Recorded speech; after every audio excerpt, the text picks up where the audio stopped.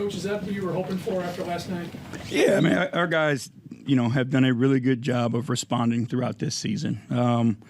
Again, we've had our ups and downs and, tough moments, but, you don't sit where we're sitting right now without being able to respond, and I thought our guys did a great job of it.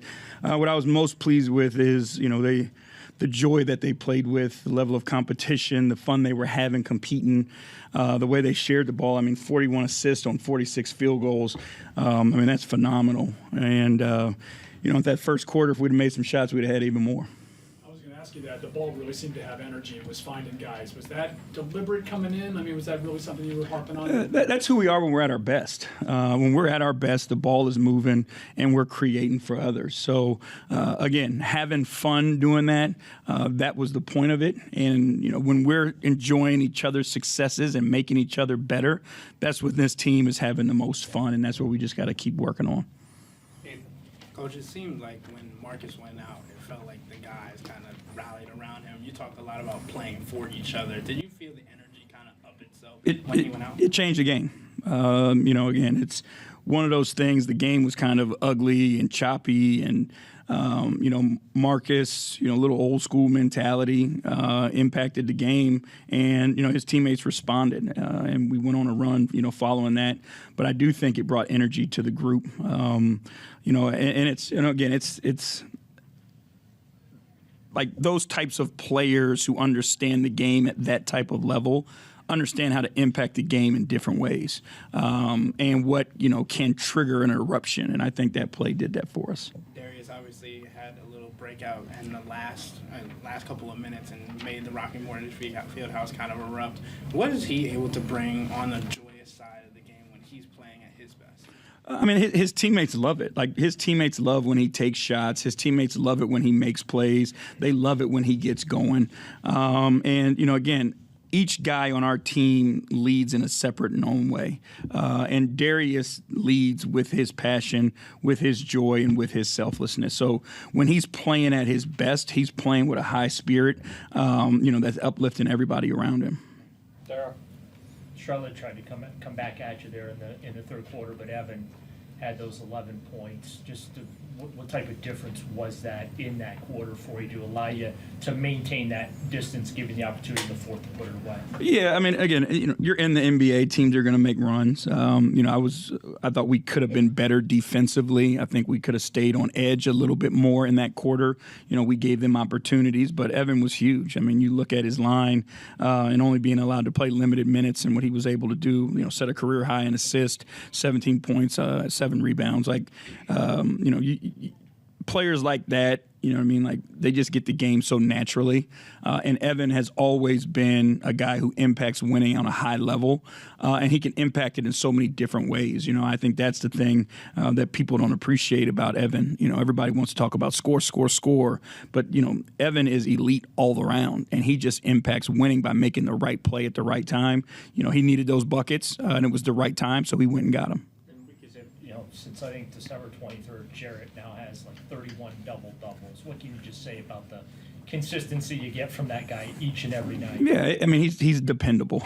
And I think that's one of the things in this, in an 82-game season with, whatever happens, for me to be able to just roll out of bed and know that Jarrett Allen's going to be on the court, that puts me at ease, because I know, whatever he's got in his tank, he's going to give it and leave it all out there. So much has been made about J.A. and Evan playing together at the same time, whether it's playing together on the court or being in the lab at the same time. What is the power of having both of those guys to be able to have two elite rim protectors? Again, we've been elite defensively when those guys are on the floor for a reason. I think, again, this year it's just been so different because it's been so choppy. Evan's only played, 38 or 39 games now, I think it is. And it's like, yeah, it's 40 now. Last night, 39 was last night, 40 tonight. So he's only played, 40 games. So they haven't been able to have that same relationship on both ends of the floor and have that continuity of how they used to play together. You think about the big-to-big plays that they've always been able to make offensively, how they've been able to use vertical spacing and those types of things. So they are good together. And it's one of those things where, we're fortunate enough that we can always have one of them on the floor. But when it's winning time and you need to close a game, to have two elite rim protectors who can switch 1 through 5.